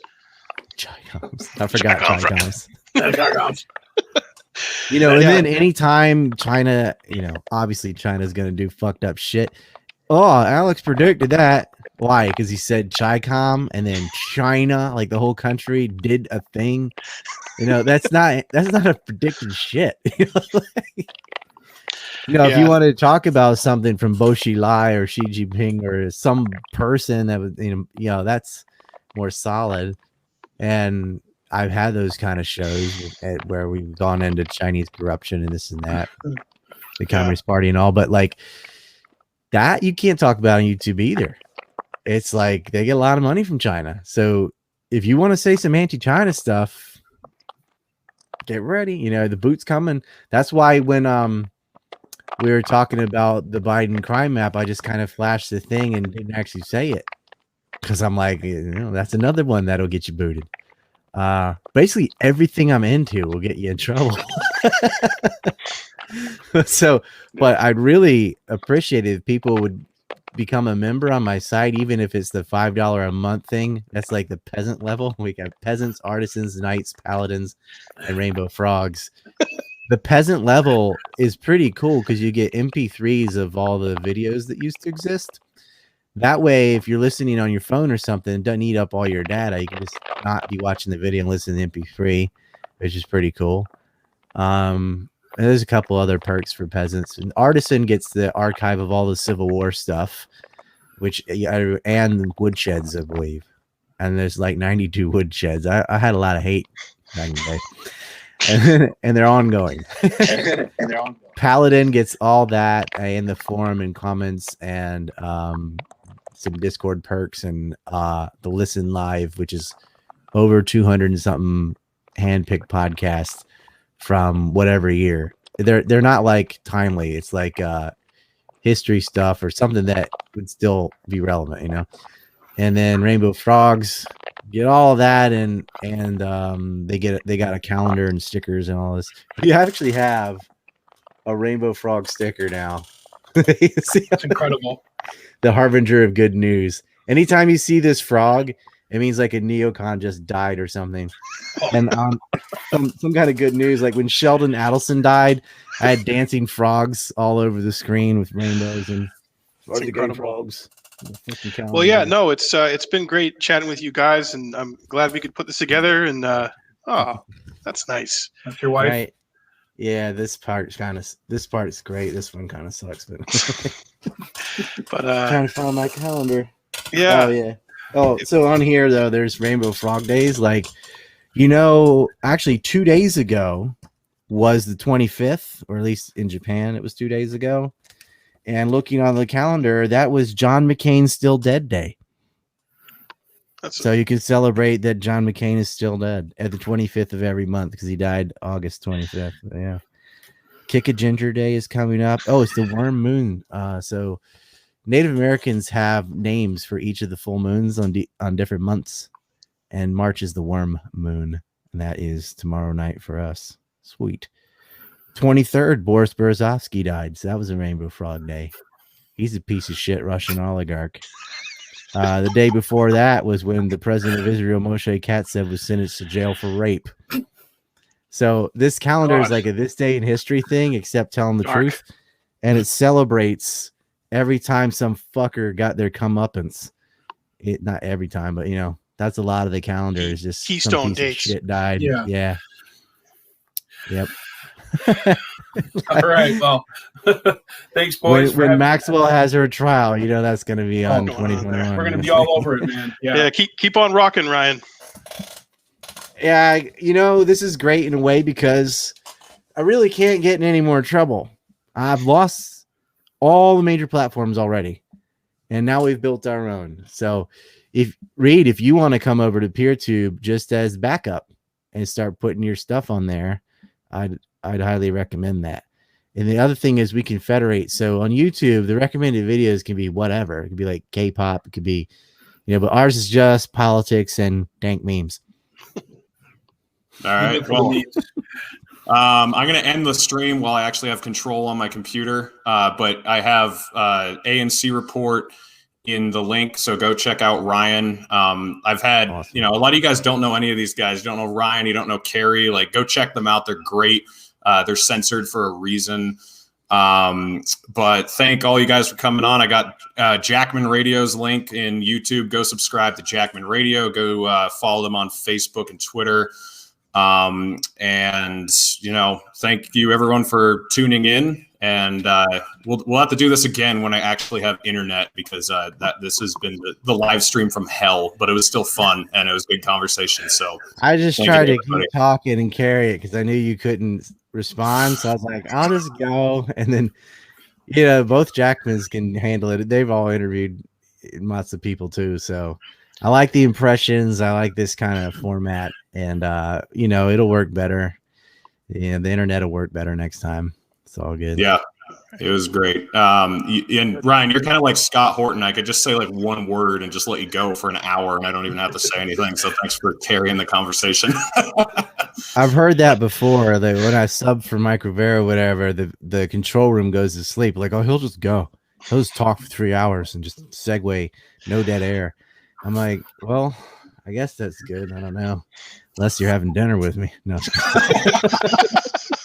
One day I'm gonna end it. I'm pretty quiet when in real life. I just like to hear other people, but I don't know. Like, I feel like if I'm on a show, it's my duty to like spill a bunch of information. Otherwise, why am I here? I don't know. Yeah, exactly. All right, boys. All right, guys, take care.